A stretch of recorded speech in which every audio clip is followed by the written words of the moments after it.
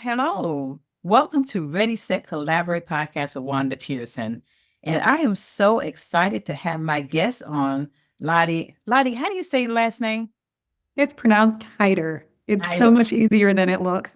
Heider. I didn't want to mess it up, so I said never sit my last name is Heider. Heider. So easy. Yes. Lottie was gracious enough to come on the podcast with me, and we're going to talk about some great stuff because it's the end of the year, and Lottie is in real estate, and now she's in the community. So it's so much more that she could actually share with us. So welcome to the Ready, Set, Collaborate podcast, Lottie. I'm You're happy to so have you nice. here. Hey, say hi to I'm, the audience. I'm, hey y'all, I'm so honored to be here. I was so honored that Miss Wanda would ask. And it's really just my joy to be here and share some hopefully really helpful information with you and spend some time with Miss Wanda.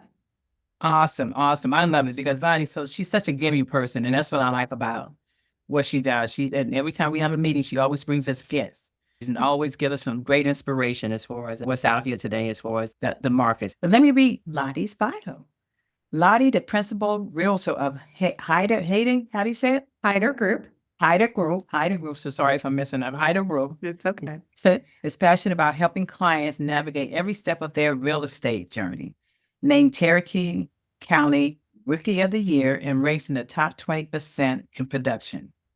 Reflecting her dedication and result-driven with a background as an educator and a mother of four, Lottie brings patience, insight, and a personalized touch to each transaction. I'm assuming because it's actually cut off here a little bit.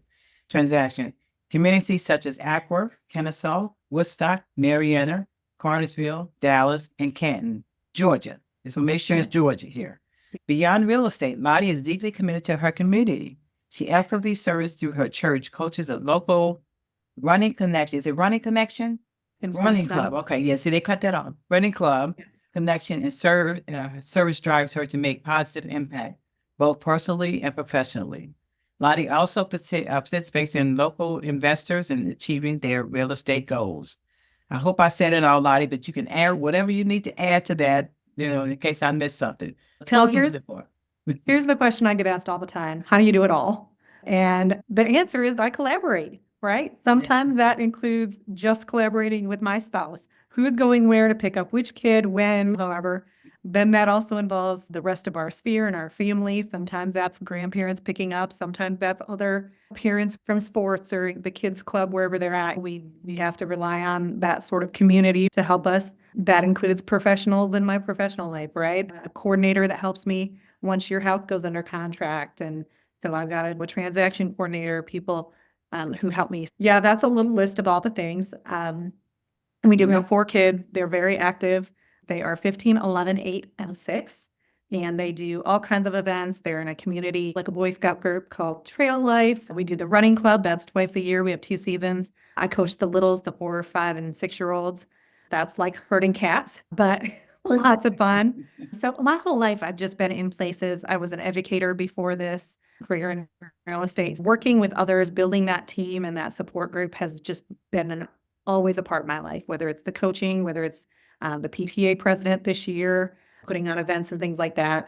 That collaborating and working well with others has just always been something I've done. So then when you transition that into real estate, where you're in a situation where you have to work with multiple parties, right? You've got your own client, and then you're going to work with the other side and their clients and the other realtor. You've got the lawyer involved. You've got a lender involved. It's a lot of people to collaborate and work with.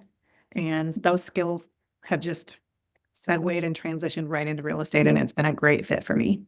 I love that. And listen, you deserve the Mother of the Year.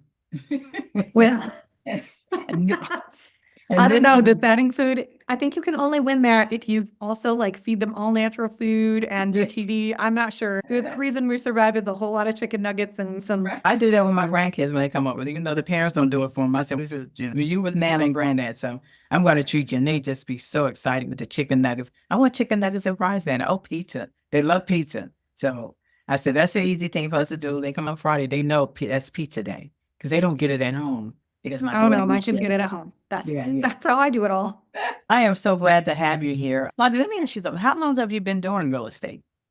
So we started investing, 5 or 6 years ago. Mhm. And then I've been licensed. This will be working on year 3. God just really opened the doors. I started this as there was some tax incentive to my husband with the investments that we were doing. And then, so he came home one day and he said, I was a stay-at-home mom at the time. I had taught for a while, and then we had these 4 kids. And so I was home. I had been homeschooling. We're super active in our church and different things. So I was already a pretty full plate, but he said, you get your license, it'll give us a tax benefit.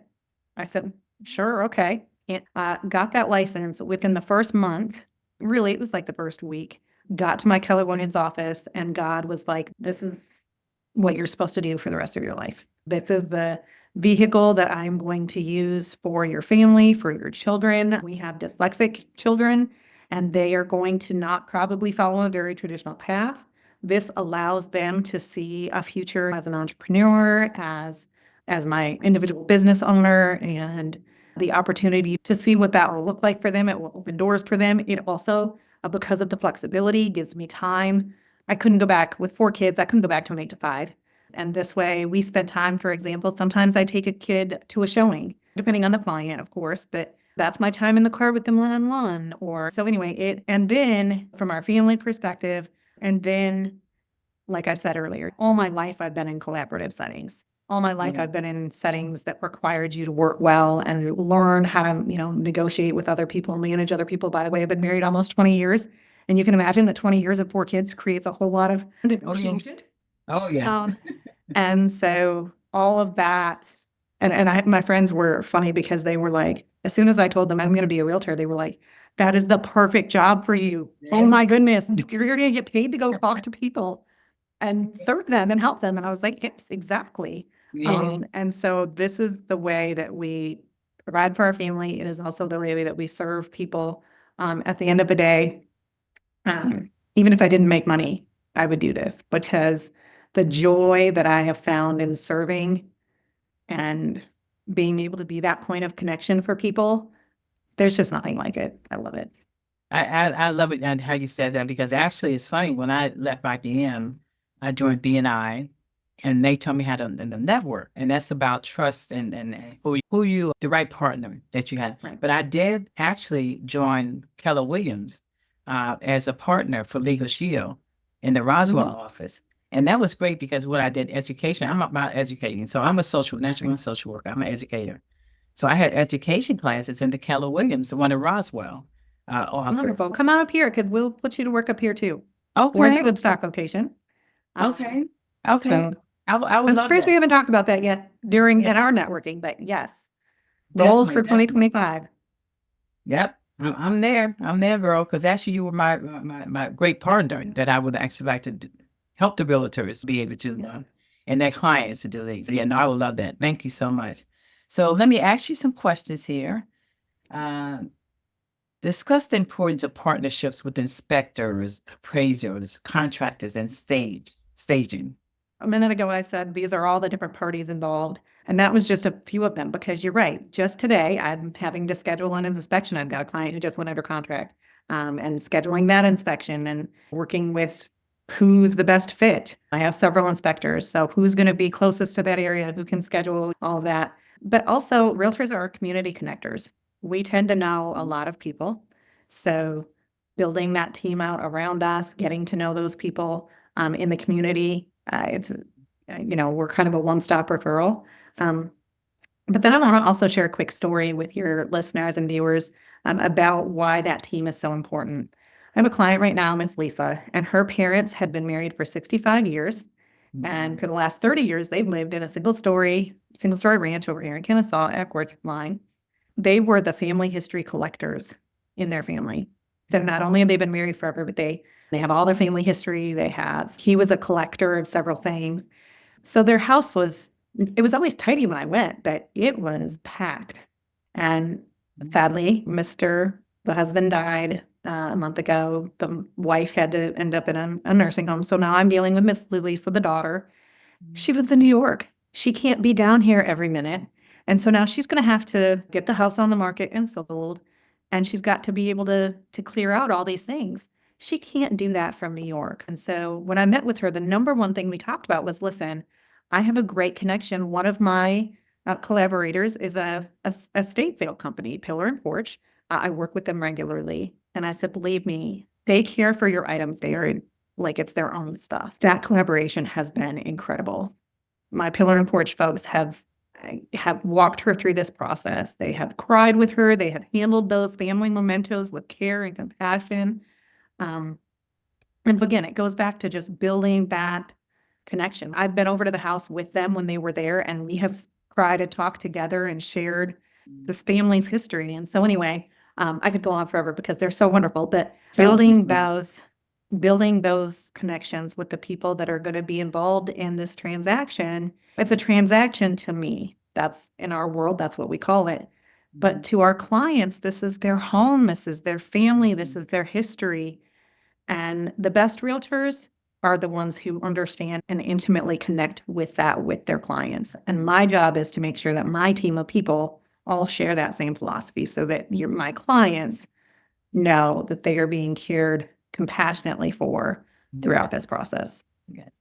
I was going to say that compassion. We have compassion. People trust you. That's about the trust in doing that. I totally understand that because when I worked for IBM and they transferred us to Atlanta from New Jersey, we still had the house in New Jersey that I still had to pay. I had to still pay the mortgage instead of a sold. Yeah. So I had a great realtor, Coldwell Bankers, and I told her what I wanted. I told her what I wanted, but we became friends. And that's what you do with your clients as far as becoming friends with the client. So it was great, but at the same time, I'm trying to handle things in New Jersey or Georgia. That's a great. And that's why having that team, by the way, you're going to have listeners from all around the country, either living in Atlanta and they're going to want to move somewhere else, or someone else. Even one thing that the people don't realize, Keller Williams especially is excellent at this because we are a nationwide, actually international company. I have a referral network that I can put the call out. I have access to agents all around the country. And so one thing, like I'm originally from Michigan. And we have family there, but even just last month, my sister-in-law lives in South Carolina. They got a job transfer. They're moving to Ohio. She called me. I'm not licensed in either of those places, but she called and said, can you help me? I said, absolutely. I connected her to a great agent where she lives, who sold her house, got it sold in 3 days for full asking price. And then she's connecting with an Ohio agent. Even if you find that realtor that you really connect with, I would love it to be me, but we can help you connect. And again, what does that go to? The collaboration, that network of people and building. Keller Williams, when I call somebody on the other end, I know that they agree and have the same philosophy that I do. Yes. And that means really great service for our clients. And I love that because actually Keller Williams is great. I have the young lady that actually got me into the Keller Williams partnership she was, in the Roswell office. She was one of my clients, but she was able to give me that space that I needed at that conference room. But being in the meetings that you all have, I tell you, I'm still friends with some of the realtors there. But yeah, Keller Williams is a great realtor. Oh, we have several tenants and several, business foundations. One of those is a win-win philosophy that we want everybody in the transaction to have a win. But that collaboration in a lot of real estate companies, it's very competitive. And Keller Williams is not that way. We are very much based on everyone there. Look, there's enough business and we all can succeed together. So that's really important to me, though. That's why I joined Keller Williams in the first place. No, and you joined the right team. That is awesome. And we talked about the power of the community in real estate, which is what you just talked about, collaboration, the power, and how you were able to refer somebody in another state that you may not be in that state. So I love that you do that. So let's talk about affordability challenges and creative solutions, such as raising property prices, limited inventory, as far as affordability at the forefront.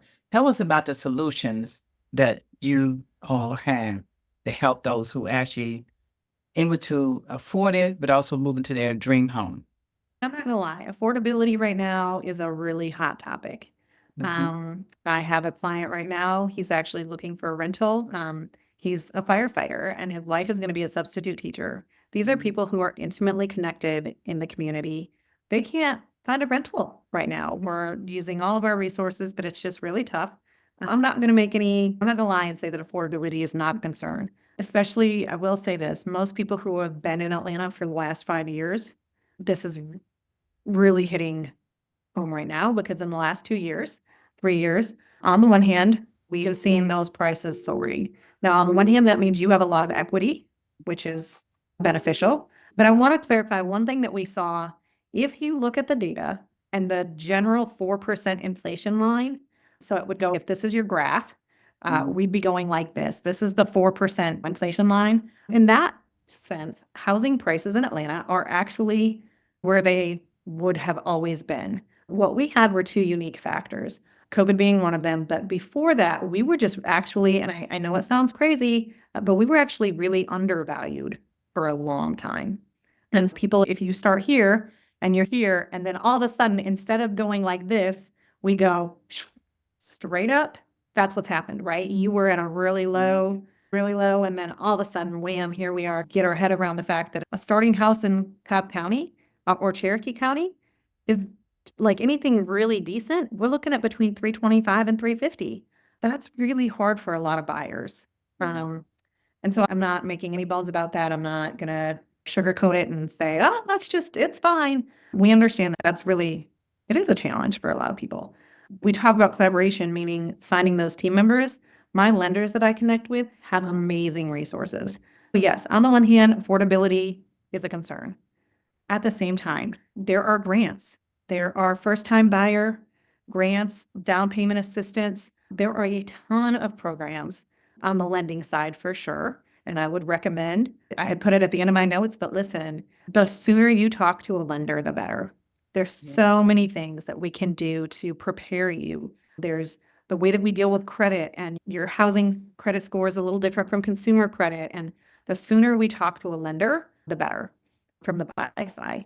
And then there are also some things that we can do across the board. There's our zoning, city councils, our development boards are recognizing that they've got to get involved. It's not a political issue in terms of Republican, Democrat.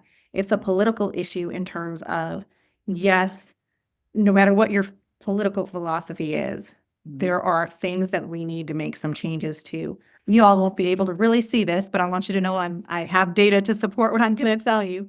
We have seen a huge shift in demographics. So if you think about really even up into the last 5 to 10 years, the majority of buyers were a single family mentality. These were our traditional family unit looking for a single family home in a subdivision kind of buyers. And then you'd have about 25 to 30% that were looking for maybe a townhouse, condo, multifamily apartment kind of places. In the last 5 to 10 years, that has actually completely switched. And now our demographics, for lots of reasons, we've got, unfortunately, the rate of divorce. Now we've got, right, mom and dad are living in 2 different houses. We've got baby boomers or elderly folks who are not moving out of their single family home. And so that's not opening those up for the new buyers. So our demographics and their needs have completely flip-flopped. Now think about that. Means we are sitting on all these huge single family homes and buyers don't want that. So what do we have to do? We have to go back to the zoning. We have to go back to some of it is affordability, right? If builders can build townhomes for cheaper and give you more space, and families, look, I got 4 kids. I don't want to spend every Saturday doing yard work. I'd be happy with a little tiny yard. There's a lot of folks who are like, I want to be close to my family, but I don't want to have to take care of a big house or things like that. So there's so much of that. The demographics are shifting, and knowing that allows us to combat those things. So I'm sorry, that was a super long answer, y'all, and a lot. No, it's important information. It was good information. So It was a little too excited. I got to have you back on because you're going to tell us what's going on in 2025 more. What about co-living spaces as far as a solution for co-living spaces, which is gaining popularity? Yes. So investors, I will tell you, we do a regular investor meeting, and the rise in that co-living, not so much fix and flips anymore, but people are looking at rezoning, and that's some of that rezoning. Can you do like a room for rent situation? The co-sharing, roommate sharing thing. Look, we've been conditioned to think that's weird because for years we did the single family thing.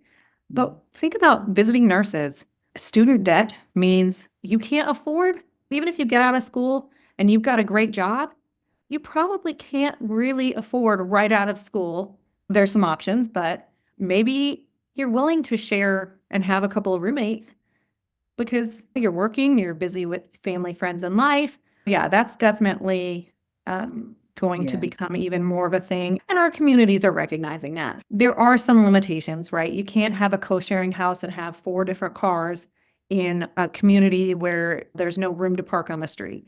But some of those new constructions are accommodating that. It takes a little bit of a mindset shift for those of us who are already in our communities, but we've got to think about what do the people who are looking for housing. My firefighter and his wife, they're going to have to look for a small townhouse so that they can get here and get established and get those bills established and whatever before they can afford to buy. That they're the exact kind of person that we're saying we need to figure out some of these other creative solutions. Absolutely. Because we moved here, we were in a townhouse in New Jersey. It was a Yeah. big townhouse. We loved it because it was like 3-story high, but we wanted land, took our Right. garage. And of course, moving from New Jersey, it was much cheaper here in Georgia. But Right. now the prices here in Georgia, even for an apartment, I'm just astounded how much it costs for an apartment. But I know with all the stuff, they're building so many things here in Cobb County, apartments or whatever, but it's By the still, way, can I say one thing? Look, we get a lot of bad news, and I am not a fan of the majority of these property management companies that are big. A lot of your listeners will have heard Excalibur, Invitation, Progress. I'm not a fan of most of them either. But I will say this, I do want to remind listeners, one of the things that we learned after 2008 was the statistic that says that your housing should account for about a third of your budget. One of the things that has also gone up with this increase in rent, and I don't like it, but I understand the flip side of these higher prices. They are now requiring, most of our rentals are requiring 3 times the monthly rent in income. It's hard. I don't necessarily like it, but I will say this. They are trying to recognize if you're supposed to stay within a third of your budget, then we have to make sure you have 3 parts of a budget so we don't want to put someone in a house that they can't afford so that they end up evicted or so that they end up not being able to pay the bills and the things that they need to do for their families. Just keeping in mind, there's always 2 sides to every story. And no, I'm glad you said that because I 3 times. Oh my God. yeah, Yeah, I that's know. And like I said, I'm not saying that I 100% agree with that either, yeah. but I think it's important. It was just when it dawned on me the other day, that's what was happening. And I think people might need to know that. It might help them to a little bit of perspective. Yes. I don't have to like all of it, but at least I can recognize one of the reasons behind it. No, thank you for sharing that because people really need to know that because if you're doing that with rent, it's better to buy a house. You're supposed to try to get a house. And that is the other part of it. Really checking. You asked what are some things going into 2025 that people need to do, and I would say you're going to have lots of financial analysts and people who deal with other people's finances. I would really challenge your listeners to talk to a housing lender, whether you're looking to buy, of course, that's the number one. Connect with me. Let me connect you to my people. But even if you're in a house, talking to a lender, let's just see what does it take to refinance. Maybe you really don't need to. If you did that when rates were 2.8, you might be just fine. But I will tell you, I talk to a lot of people regularly who have credit card debt, who have some car payments, who have some things that are a challenge. And refinancing or taking a debt consolidation through the equity in your home to be able to pay some of that off. Or sellers, can I talk to you for just a second? Even if you think you're not moving. Miss Wanda, how long have you been in your house? And it's 2006. How many years? Okay. A long time, right? One of the things we are seeing a lot of is deferred maintenance. Even if you've updated inside, maybe you've painted your bathroom, maybe you put in some new tile, maybe you even did a full kitchen remodel. But one thing that we're seeing a lot of is people have not done things like windows. Their siding or their window trim is not in great shape. Roofs are always a big deal, but a lot of these other maintenance, maybe you have a really old HVAC system. Okay. We are seeing a lot of, so we call that deferred maintenance, things that maybe should have been done along the way. And look, I get it. I have a couple spots on my house right now that need some work done. I got to get my handyman out there. Yeah. But I would really encourage you to look at what you've got equity-wise, because maybe taking a little bit of that equity from your home to make sure that those jobs get done, maybe that's a good option for you. Like I said, you're going to get a ton of financial advice, but I would recommend that everybody talks Wow. to a lender. Well, that's great. And we are winding down, but yeah, no, that's a great tip because I think about that because I was one of the ones, but I refinanced and I did get the 2.99%. I said, oh no, I'm not touching that. So when you Right. take money out of the equity, do you have to do another loan for that? There's a couple of options. Usually you hear it referred to as a HELOC, that's a home equity line of credit. But there's lots of different products out there and there's ways to do that. Sometimes it's a real short-term lease. I'll tell you, we have a HELOC. We don't pay unless we touch it. It's our emergency fund at this point. We had a couple car and a couple house repairs that we had to do. And so we had a great savings account. And then that kind of, poor kid, gets expensive too, right? And that HELOC provides a little bit of peace of mind for us so that we know, heaven forbid, something bad happened that we couldn't cover. And so just thinking of that equity in your home and how you can put it to work for you. A lot of people only think of it in terms of their taxes went up. Yes. Now, that's the downside. But the good news is you are sitting on this money, and there's a lot of ways that it can be used. It can, again, debt relief, housing repairs, but also maybe you can take on a second investment. Maybe you can purchase an investment property that you can rent to a couple of people and use that money to, pay yourself back. Don't let that equity go to waste. I think that's one thing that a lot of people don't realize. They're sitting on that equity, and they're not putting it to good use. That's a good point there, and I appreciate that. So listen, as we wind down, and you told us about what to expect in 2025. Tell me about that. So what to expect? On the one hand, we all know that this election period was challenging, let's say, and there will be some parts of that we really don't know how that's going to play out. But we can tell you rates will continue to fluctuate. But let's be honest, 3% was great. 2.99 is fantastic, but those are not likely to come back again. No. So I think a lot of it is just preparing and recognizing we're looking at between 4 and 7, maybe even 4 and 8. That's why getting your credit scores in line is so important.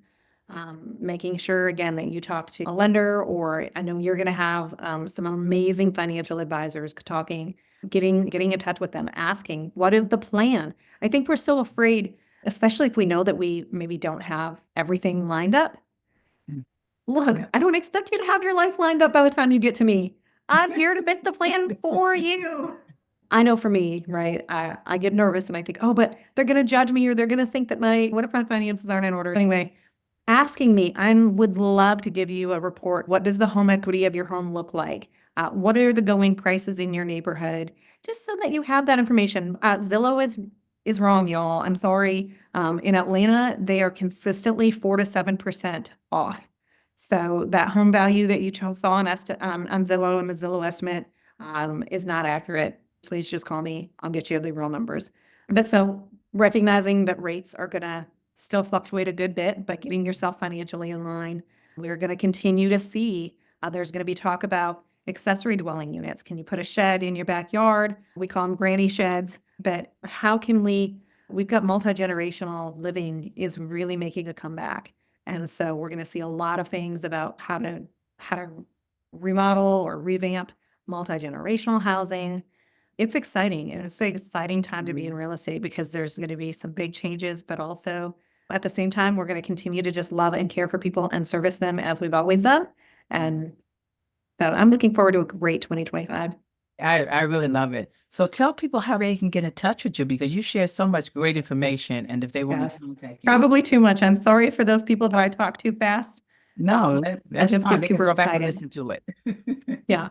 Miss Wanda, I'm sure there's a place in the comments for you to also put all my information. I'll put it all in there. Yes. So you can contact me. You can give me a call at 404-323-1097. That's my cell. If I don't answer, I will call back or send me a text. For kids, sometimes you don't want me to call you back right or answer right then because there's too much screaming in the background. I'm not gonna lie. You can search for me on Facebook. I'm under Lottie Haider. That's my married name. I'm on Instagram as well. The Heider Group. If you Google that, but it's spelled weird. So find the comment of my contact information online.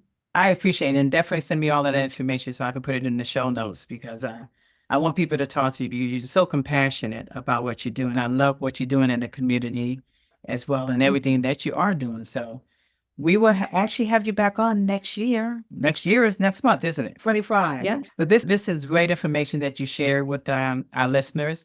And I truly appreciate it because we need to know now the new year is starting in 2025 and it's time to make a plan. If you don't have a plan, make a plan to be able to survive. And you talk about the financial. Yeah, I already talked to my financial advisor. And he told me, I said, okay, where am I? What am I doing here? You know? And you're asking what's coming. What we know is work from home is still very much a thing. And you never know when your situation is going to change, right? Like my sister and brother-in-law that just moved, they were not planning to move. And then she got laid off. God opened the door. It provided, I love when God works. They're actually getting a better job where she'll get to stay home with her babies, right? But they were not planning to move. Yes. So had they not been prepared, thankfully they had maintained their home really, and it was easy to get it on the market, but like you just never know. So really being aware of your numbers, keeping track of, we send out a monthly. If you send me your contact information, I can set you up on a monthly email that just tells you what's going on in your neighborhood, how many houses for sale, that kind of thing. So that's just a really good way to, I'm not spamming you, but you just get a monthly update. So just That's knowing great. and being prepared. Yeah, be prepared. Be prepared for 2025. Lottie, thank you so much for being on the Raise That Collaborate podcast. I really encourage listeners to make sure you follow, subscribe, and the podcast is on every podcast platform. Lottie, thanks again for being on my show. And Thank you. yes, it was a pleasure. It was great. And I learned a lot from you as far as the real estate market and how it is fluctuating, but it'll get better. But God always has a plan for you. All right, And the Lottie, biggest thanks. thing is to I just want I do truly love what I do. I love the people that we serve. And so if you have any questions at all, would love to be able to answer those one-on-one. Absolutely. And make sure you get on her newsletter. You send out newsletters, right? Yeah. Yeah, updates there. So thanks again, Lottie. Thank you so much. You're welcome. Audience, please make sure you listen to the next episode of Ready, Set, Collaborate. Thanks again. Bye.